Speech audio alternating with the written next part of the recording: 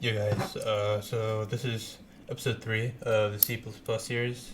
So today we're going to be talking about conditional statements and loops. There are three main conditional statements, the if else, and else. They're pretty much the same thing and all go together. And then the loops, there's three main ones, do while, and for. So let's jump into the code and see what these are all about.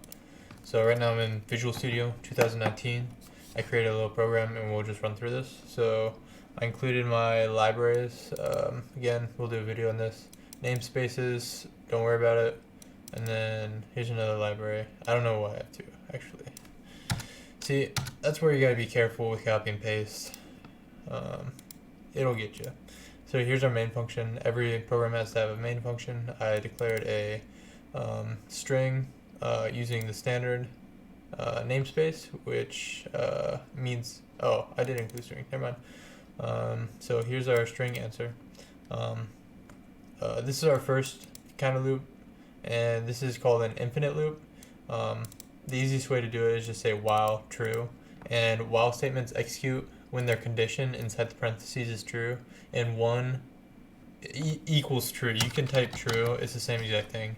So this loop is always going to execute no matter what until you exit the program. Then in our infinite loop we have a do while loop.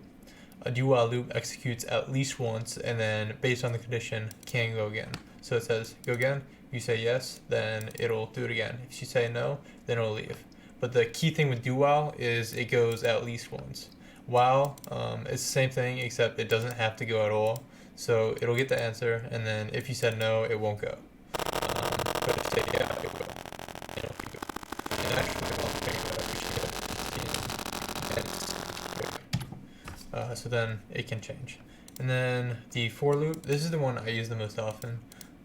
For loop is kind of tricky to wrap your head around, but it's easy once you get it. So you say for and then parentheses, and it takes three arguments. It takes a starting point, and then it has a condition. If this condition is true, then it loops, or it goes through whatever's inside the curly braces. And then the third argument is for what happens after the loop is done. So I said int I equals 0. So we're starting at 0. If I is less than 10, which 0 is less than 10, then it's going to do all this stuff. So it does this, and then it adds 1 to I. This is just a shortcut to say plus 1 to I. You could say I equals I plus 1, but this is just shorter. So it adds 1, I is now 1. 1 is less than 10, so it goes through. So this will execute 10 times.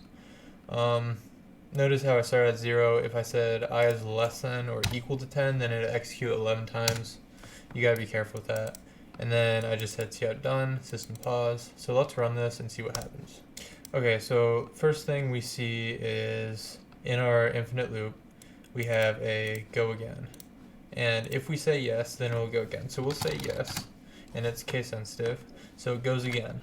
And then if we say no, it'll move down to the while loop. So it says a while loop, and then go, we say yes, and then it says going, and it crashes. Be right back.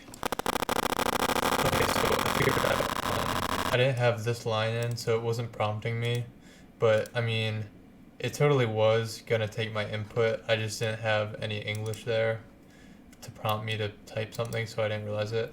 But now it is working, so let's just go again. My bad, guys. It happens. Okay, here we are.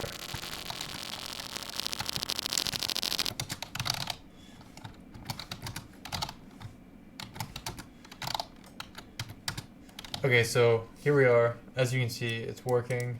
And then I typed no, so it exited the while loop, and then it went into for loop, and it printed out I, and each time I changed 0 through 9 because we said strictly less than 10.